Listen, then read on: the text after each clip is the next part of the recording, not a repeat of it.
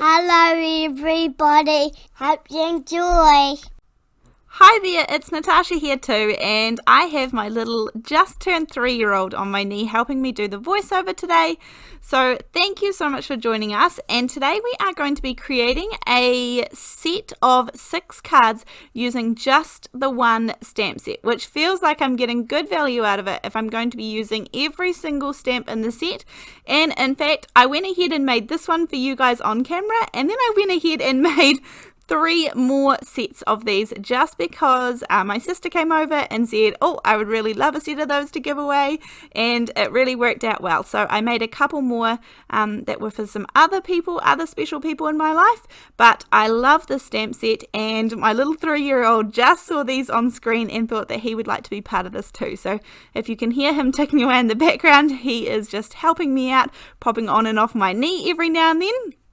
Now, the only stamp set that I'm going to be using here is the Fruity Likes stamp set, and this is a gorgeous one. I love the fruit, and I know that I'll be able to use these on their own, and I love all the sentiments and feel like I could mix and match these really well with some other stamp sets that I have, so I am looking forward to using this one. But first of all, I thought it would be awesome just to do a one video just using this stamp set, and I get 6 gorgeous cards out of this. So here I have just been cutting up some Kraft cardstock. This is 100-pound cardstock, so it's going to be a decent weight to use as my card bases and also what I'm going to stamp onto. Now I'm going to cut and score some card bases that are 4 by 4 inches. So I just have to trim a tiny little bit off the end there, and then I also cut some little panels that are going to be 3 by 3 inches, and that is what is going to go on the front of these cards. So here I have 6 of the little 3 by 3s, and I also have a couple of spares just in case, and these are going to be using this stamp set here. As I said, it's the Fruity Likes stamp set, and there are all the little sentiments that go with these fruit. These are going to be very simple cards because I'm making so many of them, and that means that we need to do a few little things that are going to make these really pack a punch. And instead of just stamping, I am going to stamp and emboss these to give them that little bit of shine, but this is also going to help me out later on when it comes to the coloring side of this. So first up, I have added my anti-static powder bag to these. That's really important because it stops all of that embossing powder sticking in places that we do not want it to stick. Now, I have had a couple of emails recently, even just this week, talking about how you get rid of black spots and things when you are using black embossing powder. I never ever use black embossing powder. I only ever stamp in this VersaFine Onyx black color, and then I always use clear embossing powder, and that way I never ever have to deal with the black specks because I just find black embossing powder too stressful. And so honestly, I never use it. I don't even own any at the moment, so I have no intention of going back to it. It just makes my life much simpler to stamp in the black and then use the clear embossing powder over top. I also usually go for the super fine embossing powder just because I feel like I can get more use out of that as well.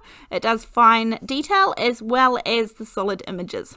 Now I'm going to melt all of this embossing powder. I just had 4 acrylic blocks there that were a good size. I don't keep too much of a range of acrylic blocks. That did mean I had to go back and do these last 2, but again, that doesn't bother me at all.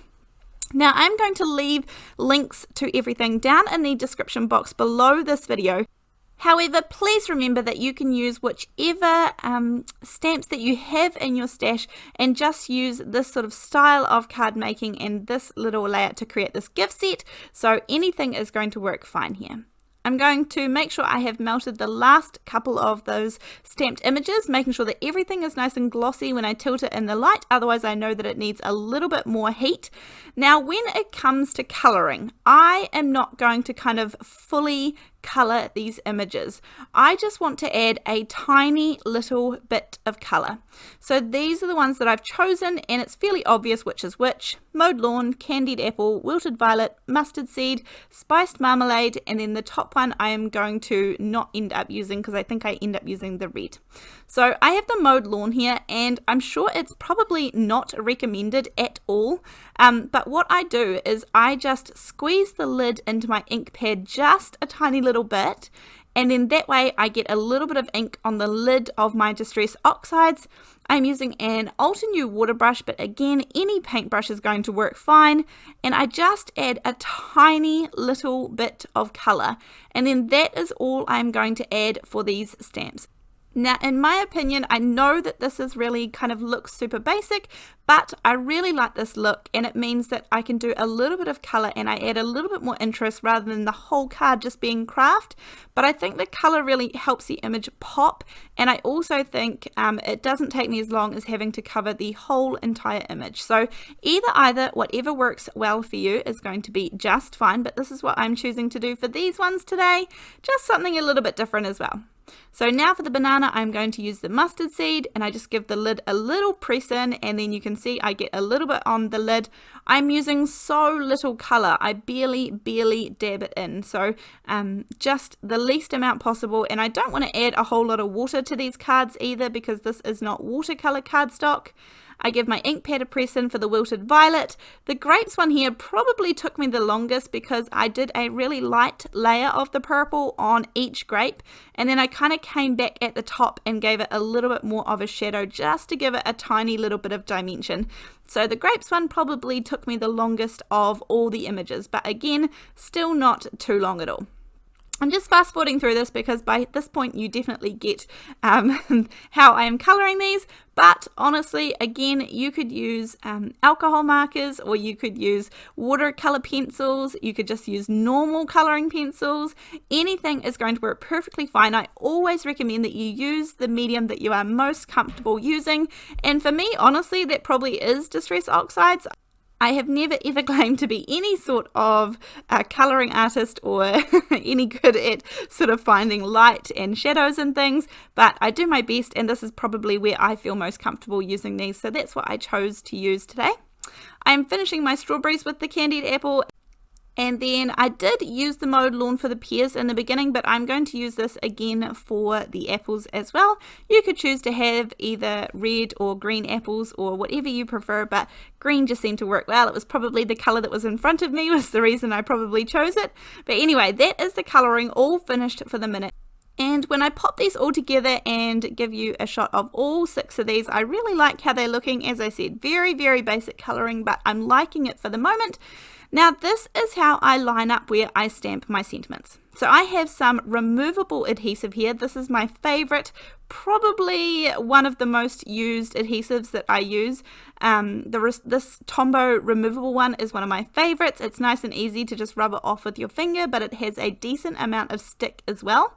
So I've put some on the back of my apples. And I'm going to use the apple square purely as a placeholder for all 6 of these cards. So I'm going to stamp the sentiment down below, and the reason I want to have those apples on there is so that I can make sure that the sentiment is centered and it's in the right place. It's not going to be too high up or too far down.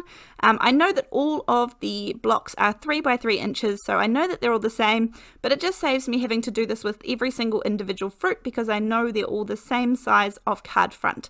So some of the sentiments are 2 lines and some are 1, so I wanted to make sure they were nicely centered. I'm also stamping off the sentiments on the right hand side there on that little piece of scrap paper you can see, just because I hadn't stamped the sentiments before from this stamp set. So sometimes when you get brand new stamps you want to make sure that they are stamping correctly, so I usually have a little scrap piece out to the side. Then I am going to add foam tape on the back of these little squares because, as I said, these are very simple cards and I feel like this little bit of dimension just gives the card a little lift. So I'm going to use foam tape if you have foam squares, or if you like to build it up using layers of cardstock, if you like to use kids' fun foam, whatever works for you on the back, go for gold and make it work for you, what you have with your in your stash. Now I'm also going to show you in just a minute how I create the envelopes for this, and I'm going to show you how I kind of put these together ready to give away in a gift as well, because sometimes the envelopes can be the tricky part, finding something that fits. But I have all of my little 4 by 4 inch card bases here, and it is simply a matter of peeling off the release paper from that foam tape, and then I'm able to pop these down with the coordinating sentiment that goes with it. And again, I really like these. That little bit of of shine from the embossing is the perfect amount, and these are super cute. These might be some of my favorite cards that I've made recently, in fact. So I'll just give you a little look at this one here. The perfect amount of colouring. These cards to me are perfect. I couldn't resist that, sorry. Now moving on to the envelopes. For whatever reason, I do have a stash of Kraft coloured envelopes. The ones that I'm going to be using today are from Tonic, but anything is going to work here. These are just your regular Joe Blog envelopes. So I have taken 6 of them, and I'm just going to hold my card up here and eyeball how much I roughly need to take off. Now to me, I only really need to take off a little bit from each side. I think there's the perfect amount height wise, so I think that'll be fine. I think I end up taking off about ½ an inch or just a smidgy more from each side of these envelopes. So that means that when you open it up like this, at the moment the edges are going to be completely open, so I need to fix that, but really easy. I just have a little bit of double-sided tape, really skinny double-sided tape. I run a little bit up each side, making sure you don't go too far up for where the envelope finishes, and then this way, once I peel off the double-sided tape, I'm going to stick down the sides again, and then we have a gorgeous little envelope that looks like it was made for this size card. So I like how that looks. It fits in nicely. Make sure that you leave plenty of room, given that we are going to seal up those sides again, and so I just want to know that it can kind of slip in and out really nice and easily, but it matches the cards. And if you wanted, you can also do a little bit of stamping on the envelope, but I'm going to leave them just as is. So I did all 6 envelopes the same way, and these are ready to go. I just wanted to quickly show you how I'm going to parcel these up to give as a little gift. Very simple, nothing fancy at all. Making sure that I've got all the cards the right way up and all of the fruit is the right way, and then I have got this little bit of ribbon that I'm going to use. It's a nice thick ribbon, so I know it's not going to damage the sides of the cards at all, and then I just wind it around the front, twist it over at the back, come back round to the front and tie it in a nice little bow. And I really like the pattern of the ribbon. I feel like it goes with the style of the cards, so I just fluff out the little tails of the ribbon and then cut a little V in each side, and that is my little set of gift cards, 6 gift cards using 1 stamp set. I hope that you have enjoyed this video today. This is absolutely gorgeous. This is kind of my style of card making, and I hope you enjoyed it too. Thank you so much for watching, and I look forward to seeing you in the next video. Thanks, bye!